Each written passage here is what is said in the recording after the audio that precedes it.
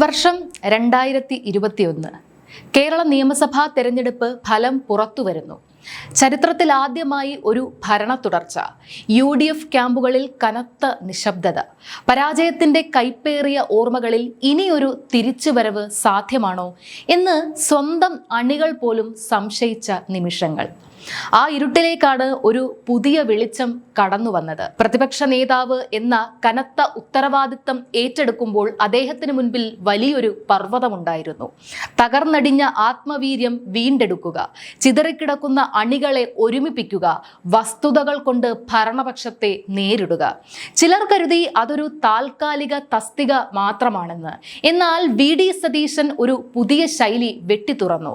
ഗൃഹപാഠം ചെയ്ത് സഭയിലെത്തുന്ന നേതാവ്, ഓരോ ചോദ്യത്തിനും പിന്നിൽ കൃത്യമായ കണക്കുകളും തെളിവുകളും. സിൽവർ ലൈൻ മുതൽ ലൈഫ് മിഷൻ വരെ ഭരണപക്ഷത്തിന്റെ ഓരോ അഴിമതിയും അദ്ദേഹം ജനമധ്യത്തിൽ തുറന്നുകാട്ടി. ഇതൊരു കേവല രാഷ്ട്രീയ പോരാട്ടമായിരുന്നില്ല, അദ്ദേഹത്തിന്റെ ഒറ്റ ശ്രമമായിരുന്നു. തകർന്നടിഞ്ഞ UDFനെ ഓരോ അടിവെച്ചും അദ്ദേഹം മുന്നോട്ട് നയിച്ചു. സാധാരണക്കാർക്ക് വേണ്ടി, വസ്തുതകൾക്ക് വേണ്ടി പൊരുതുന്ന ഒരു റിയൽ ഹീറോ. ആരാണ് ശരിക്കും VD സതീശൻ? കേരള രാഷ്ട്രീയം മാറ്റിമറിച്ച ആ ഒറ്റയാൻ പോരാട്ടത്തിന്റെ കഥ നമുക്ക് പരിശോധിക്കാം. വെറും പ്രസംഗങ്ങൾ കൊണ്ട് മാത്രമാണോ VD സതീശൻ ഈ പദവിയിലേക്ക് എത്തിയത്? ഒരിക്കലുമല്ല. ആവേശകരമായ ഈ വിജയത്തിന് പിന്നിൽ കൃത്യമായ പ്ലാനിങ്ങും വർഷങ്ങൾ നീണ്ട പോരാട്ടങ്ങളും ആരെയും അത്ഭുതപ്പെടുത്തുന്ന ചില രാഷ്ട്രീയ തന്ത്രങ്ങളുമുണ്ട്. ആദ്യം നമുക്ക് നോക്കേണ്ടത് അദ്ദേഹത്തിന്റെ അടിത്തറയാണ്. തല്ലും പിടിയും കൊണ്ടല്ല, മറിച്ച് വായനയിലൂടെയും വായനശാലകളിലൂടെയും രാഷ്ട്രീയ ബോധ്യം വളർത്തിയെടുത്ത ഒരാളാണ് സതീശൻ. എറണാകുളം ജില്ലയിലെ നെട്ടൂരിൽ ജനിച്ച അദ്ദേഹം സ്കൂൾ കാലം മുതൽക്കേ മികച്ച ഒരു സംഘാടകനായിരുന്നു. നെഹ്റുവിനെ പോലെയുള്ള നേതാക്കളുടെ പ്രസംഗങ്ങളും പുസ്തകങ്ങളും അദ്ദേഹത്തിന്റെ രാഷ്ട്രീയ കാഴ്ചപ്പാടുകളെ ആഴത്തിൽ സ്വാധീനിച്ചു. വ്യക്തിപരമായ പ്രസംഗങ്ങളിലൂടെ ആളുകളെ സ്വാധീനിക്കാനുള്ള അദ്ദേഹത്തിന്റെ കഴിവ് കോളേജ് കാലഘട്ടത്തിൽ തന്നെ പ്രകടമായിരുന്നു. സതീശന്റെ രാഷ്ട്രീയ ജീവിതത്തിലെ ഏറ്റവും ശ്രദ്ധേയമായ ഒരു പ്രത്യേകത അദ്ദേഹം പരാജയങ്ങളെ നേരിടുന്ന രീതിയാണ്. സതീശന്റെ കരിയറിൽ എടുത്തു പറയേണ്ട ഒന്നാണ് അദ്ദേഹത്തിന്റെ റിഫ്യൂസൽ ടു ലൂസ് അഥവാ തോൽക്കാൻ തയ്യാറാവാത്ത മനസ്സ്. 1996 തന്റെ ആദ്യ തെരഞ്ഞെടുപ്പിൽ 1116 വോട്ടുകൾക്ക് പരാജയപ്പെട്ടപ്പോൾ അദ്ദേഹം മണ്ഡലം വിട്ടുപോയില്ല. പകരം അടുത്ത 5 വർഷം പറവൂരിൽ കഠിനാധ്വാനം ചെയ്ത് ആ ഇടതുകോട്ടയെ ഒരു UDF കേന്ദ്രമാക്കി മാറ്റി. ഇന്നും ഓരോ തെരഞ്ഞെടുപ്പിലും അദ്ദേഹത്തിന്റെ ഭൂരിപക്ഷം കൂടിക്കൊണ്ടിരിക്കുന്നത് ഈ താഴെത്തട്ടിലുള്ള പ്രവർത്തനത്തിന്റെ ഫലമായിട്ടാണ്. കേരള നിയമസഭയിൽ VD സതീശൻ എന്ന പേര് ചർച്ചയാകുന്നത് വസ്തുതകൾ നിരത്തി അദ്ദേഹം നടത്തുന്ന പ്രസംഗങ്ങളിലൂടെയാണ്.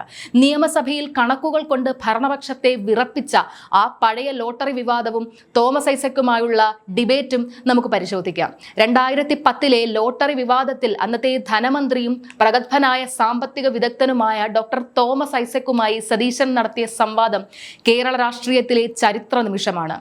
ഒരു യുവ MLA എന്ന നിലയിൽ വസ്തുതകൾ നിരത്തി അദ്ദേഹം നടത്തിയ ആ പോരാട്ടം സതീശനെ ഒരു പവർഫുൾ പൊളിറ്റിക്കൽ ഫിഗറായി ഉയർത്തി. ഓരോ വിഷയവും ആഴത്തിൽ പഠിച്ച് അവതരിപ്പിക്കാനുള്ള അദ്ദേഹത്തിന്റെ ശൈലിക്ക് തുടക്കമിട്ടതും ഇത്തരം സംവാദങ്ങളായിരുന്നു. അതേപോലെ തന്നെ സിൽവർ ലൈൻ പദ്ധതിയുടെ പ്രായോഗികതയെയും പാരിസ്ഥിതിക പ്രശ്നങ്ങളെയും കുറിച്ച് അദ്ദേഹം നടത്തിയ ഇടപെടലുകളാണ് ആ പദ്ധതിക്ക് എതിരെയുള്ള ജനകീയ സമരത്തിന് കരുത്തു പകർന്നത്. സ്വന്തം മുന്നണിക്കുള്ളിലും അദ്ദേഹം ഒരു വിട്ടുവീഴ്ചയ്ക്കും തയ്യാറായിരുന്നില്ല. UDF ഭരണകാലത്ത് പരിസ്ഥിതി വിഷയങ്ങളിലും നെല്ലിയാമ്പതി പോലുള്ള പ്രശ്നങ്ങളിലും ഗവൺമെന്റിനുള്ളിലെ തിരുത്തൽ ശക്തിയായി അദ്ദേഹം നിലകൊണ്ടു. പലപ്പോഴും ഗ്രൂപ്പ് രാഷ്ട്രീയത്തിന്റെ പേരിൽ മന്ത്രിസ്ഥാനം പോലുള്ള പദവികൾ അദ്ദേഹത്തിന് നിഷേധിക്കപ്പെട്ടു. തന്നെ പലപ്പോഴും അദ്ദേഹം രാഷ്ട്രീയത്തിലെ കർണൻ എന്ന് വിശേഷിപ്പിക്കുന്നത് ഇതുകൊണ്ടാണ്. വായനയിലൂടെ നേടിയ ബോധ്യങ്ങളും സഭയിലെ മൂർച്ചയേറിയ വാദങ്ങളും മാത്രം പോരായിരുന്നു 2021 UDFനെ ബാധിച്ച ആ വലിയ തകർച്ചയെ മറികടക്കാൻ. ചരിത്രത്തിൽ ആദ്യമായി LDF വീണ്ടും അധികാരത്തിൽ വരുന്നു. 99 സീറ്റുകൾ. കോൺഗ്രസ് ക്യാമ്പുകളിൽ നിരാശ പടർന്നപ്പോൾ എല്ലാവരും ചോദിച്ചത് ഒന്നാണ്: ഇനി ആര്? ഈ കപ്പലിനെ ആര് കരക്കടിപ്പിക്കും? അവിടെയാണ് വി ഡി സതീശൻ എന്ന നേതാവിന്റെ യഥാർത്ഥ ഹീറോയിസം നാം കാണുന്നത്. ഗ്രൂപ്പ് സമവാക്യങ്ങൾക്കും ഗോഡ് ഫാദർമാർക്കും അപ്പുറം ഹൈക്കമാൻഡും യുവ MLA-മാരും അദ്ദേഹത്തിൽ വിശ്വാസമർപ്പിച്ചു. അധികാരം ഏറ്റെടുത്ത നിമിഷം മുതൽ അദ്ദേഹം ചെയ്തത് ഒന്നു മാത്രം: പ്രതിപക്ഷത്തിന്റെ ശൈലി മാറ്റുക. കേവലം മുദ്രാവാക്യങ്ങൾ വിളിക്കുന്ന പഴയ പ്രതിപക്ഷമായിരുന്നില്ല അത്. പകരം ഓരോ ഫയലും പഠിച്ച് സഭയിലെത്തുന്ന, അഴിമതിയുടെ പഴുതുകൾ ഓരോന്നായി അടയ്ക്കുന്ന ഒരു സ്ട്രാറ്റജിസ്റ്റ്. ലൈഫ് മിഷനിലെ ക്രമക്കേടുകൾ മുതൽ റെയിലിന്റെ പാരിസ്ഥിതിക പ്രശ്നങ്ങൾ വരെ അദ്ദേഹം ഉയർത്തിക്കൊണ്ടുവന്നപ്പോൾ 99 സീറ്റുകളുടെ ഭൂരിപക്ഷം ഉണ്ടായിരുന്ന ഗവൺമെന്റ് പോലും പലപ്പോഴും പ്രതിരോധത്തിലായി. ഇന്ന് UDF കേവലം ഒരു രാഷ്ട്രീയ മുന്നണിയല്ല. അദ്ദേഹത്തിന്റെ വാക്കുകളിൽ പറഞ്ഞാൽ അതൊരു ടീം UDF ആണ്. തൃക്കാക്കരയിലും പുതുപ്പള്ളിയിലും നാം കണ്ട ആ ആവേശം സതീശൻ എന്ന ഒറ്റയാൻ നടത്തിയ പടയൊരുക്കത്തിന്റെ ഫലമായിരുന്നു. ഒരു വശത്ത് ഭരണപക്ഷത്തിന്റെ ആയുധങ്ങളെ നിഷ്പ്രഭമാക്കുന്ന പ്രതിപക്ഷ നേതാവ്, മറുവശത്ത് സോഷ്യൽ മീഡിയയിലൂടെ പുതിയ തലമുറയെ കയ്യിലെടുത്ത മോഡേൺ പൊളിറ്റീഷ്യൻ. പരമ്പരാഗത രാഷ്ട്രീയ രീതികളിൽ നിന്ന് മാറി പുതിയ കാലത്തെ ജനങ്ങളിലേക്ക് എത്താൻ അദ്ദേഹം സോഷ്യൽ മീഡിയയും പോഡ്കാസ്റ്റുകളും കൃത്യമായി ഉപയോഗിച്ചിരുന്നു. ആരോഗ്യരംഗത്തും വിദ്യാഭ്യാസ രംഗത്തും UDF-ന് പുതിയൊരു വിഷൻ ഡോക്യുമെന്റ് ഉണ്ടെന്ന് അദ്ദേഹം അവകാശപ്പെടുന്നു. കേരളത്തെ ഒരു നോളജ് ഹബ്ബാക്കി മാറ്റുക എന്ന അദ്ദേഹത്തിന്റെ ആശയങ്ങൾ പുതിയ തലമുറയെ ലക്ഷ്യം വെച്ചുള്ളതാണ്.